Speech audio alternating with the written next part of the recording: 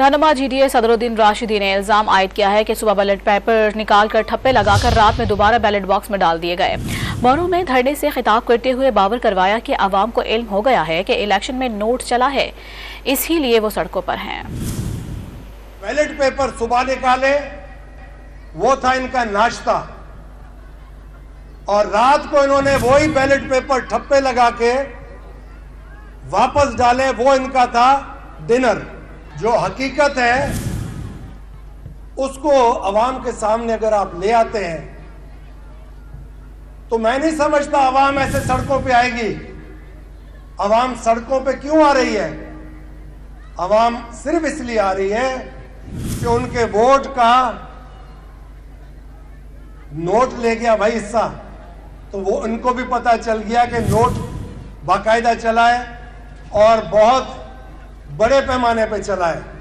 हमारा नैब का इदारा जो है वो पिछले 15 साल का इनका हिसाब किताब ले ले। आधे से ज्यादा इनके लोग इक़्तिदार में जो जाना चाहते हैं वो हलफ उठाने से पहले सरकारी मेहमान बन जाएंगे।